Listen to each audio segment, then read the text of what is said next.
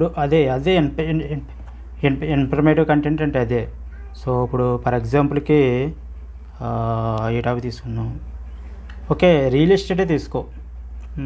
లేకపోతే నువ్వు ఒక మ్యాథ్స్ ట్యూటర్ అనుకో నువ్వు. ఓకే నువ్వు మ్యాథ్స్ ట్యూటరు. సో ఓకే నువ్వు మ్యాథ్స్ని ఆన్లైన్లో టీచ్ చేయాలనుకుంటున్నావు. సో ఏదో 10th క్లాస్లో కానీ లేకపోతే డిగ్రీ స్టూడెంట్స్ కానీ సో వాటి వాళ్ళకి టీచ్ చేద్దాం అనుకున్నావు. సో నువ్వేంటి ఇక్కడ ప్రమోషనల్ కంటెంట్ ఎలా చేయొచ్చు? సో నా పేరు వెంకట్. సో నేను పర్టికులర్ క్లాసెస్కి సో మ్యాథ్స్ క్లాసెస్ ఇస్తున్నాను. సో ఇంట్రెస్ట్ ఉన్న వాళ్ళు సో ఈ పర్టికులర్ నెంబర్కి కాల్ చేయండి, అపాయింట్మెంట్ బుక్ చేసుకోండి, లేకపోతే వాట్సాప్ గ్రూప్లో జాయిన్ అవ్వండి. సో ఈ విధంగా నువ్వు వీడియో చేయొచ్చు. సో అలా నువ్వు కంటిన్యూగా పదే అయ్యే వీడియో చేసావు అనుకో, నువ్వు యూజర్స్ని గ్రాప్ చేయలేవు. సో ఎందుకంటే నువ్వు ఓన్లీ ప్రమోషనల్ చేసుకుంటున్నావు, కమర్షియల్ కంటెంట్ చేసుకుంటున్నావు. అదే నువ్వు డిఫరెంట్ మ్యాథ్స్ని ట్యుటోరియల్స్ కింద చేసి ఓకే డిఫరెంట్ ఫార్ములాస్ని లేకపోతే డిఫరెంట్ ప్రాబ్లమ్స్ని సాల్వ్ చేసి ఇటువంటి థింగ్స్ నువ్వు క్రియేట్ చేసావు అనుకో, అప్పుడు నీకు అది ఇన్ఫర్మేటివ్ కంటెంట్లోకి వెళ్తుంది. ఓకే అలా వీడియో చేసుకుని at end of the video కానీ మిడిల్ ఆఫ్ ది వీడియో కానీ కాల్ టు యాక్షన్ ఇచ్చుకోవచ్చు మనం. ఓకే సో మీకు ఇంకా ఇన్డెప్త్గా నేర్చుకోవాలనుకుంటే సో మా ట్రైనింగ్ ప్రోగ్రామ్ మీరు జాయిన్ అవ్వచ్చని మనం కాల్ టు యాక్షన్ తెచ్చుకోవచ్చు. సో బట్ ఏంటంటే మోస్ట్ ఆఫ్ ది కంటెంట్ అంతా ఇన్ఫర్మేటివ్ కంటెంట్ ఇచ్చుకుంటావు. నెక్స్ట్ ఇక్కడ నువ్వు ఏంటంటే ఇక్కడ మ్యాథ్స్ ఫార్ములాస్ కోసం మ్యాథ్స్ ప్రాబ్లమ్స్ కోసం డిస్కస్ చేస్తావు. సో ఇవి ఏంటంటే 1 year తర్వాతైనా 2 years తర్వాతైనా ఆ కాన్సెప్ట్స్ అవే. ఓకే కాన్సెప్ట్స్ అవేం చేంజ్ అవ్వవు కదా. ఓకే ఫండమెంటల్స్ అనేవి చేంజ్ అవ్వవు. సో అలాగే మనం ఇన్ఫర్మేటివ్ కంటెంట్ ఎప్పుడైతే మనం ప్రొడ్యూస్ చేసామో సో ఇన్ఫర్మేటివ్ కంటెంట్ ఇది చేంజ్ అవ్వదు. ఇప్పుడు ప్రస్తుతానికి రియల్ ఎస్టేటే తీసుకో. ఓకే రియల్ ఎస్టేట్లో నువ్వు ఇన్ఫర్మేటివ్ కంటెంట్ అంటే నేను చెప్పాను కొన్ని ఎగ్జాంపుల్స్. సో చాలామందికి ఈస్ట్ ఫేసింగ్ ఎందుకు తీసుకోవాలి, వెస్ట్ ఫేసింగ్ ఎందుకు తీసుకోవాలి, నెక్స్ట్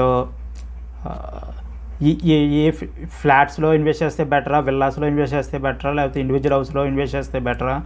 ఓకే సో బ్యాంక్ మనం ఎలా ఇన్వెస్ట్ చేసేటప్పుడు బ్యాంక్ దగ్గర నుంచి లోన్ ఎలా తెచ్చుకోవాలి.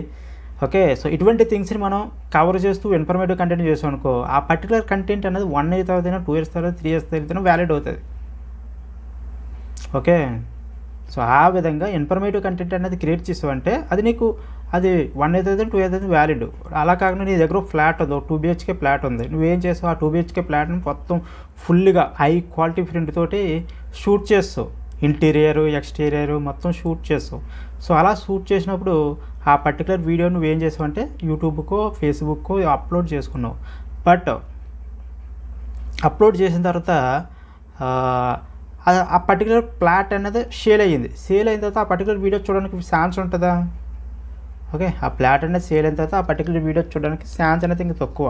ఎందుకంటే ఆ పర్టికులర్ ప్లాట్ అనేది క్లోజ్ అయిపోయింది, సేల్ అనేది క్లోజ్ అయిపోయింది. సో కాబట్టి అక్కడితో ఆ వీడియో అయిపోద్ది. ఓకే సో అలా కాకుండా మనం చేసే వీడియోస్ అనేవి అందుకే చెప్తున్నా మిక్స్, అది అటు ఇన్ఫర్మేటివ్ కంటెంట్ ఇటు commercial content. But informative content అనేది ఎక్కువ చేసుకోవాలి కమర్షియల్ కంటెంట్తో పోల్చుకుంటే. నువ్వు ఆడియన్స్ని గ్రాప్ చేసేది ఫస్ట్ ఇన్ఫర్మేటివ్ కంటెంట్ తోటే గ్రాప్ చేస్తావు, కమర్షియల్ కంటెంట్తో కాదు. ఓకే ఆ పాయింట్ అనేది బాగా గుర్తుంచుకోవాలి.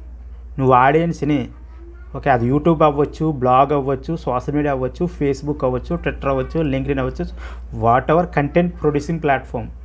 ఓకే ప్లాట్ఫామ్ ఏదవునాయి కానీ ఆడియన్స్ని మనం గ్రాప్ చేసేది, ఆడియన్స్ అటెన్షన్ మనం తెచ్చుకునేది త్రూ ఇన్ఫర్మేటివ్ కంటెంట్ ఓన్లీ.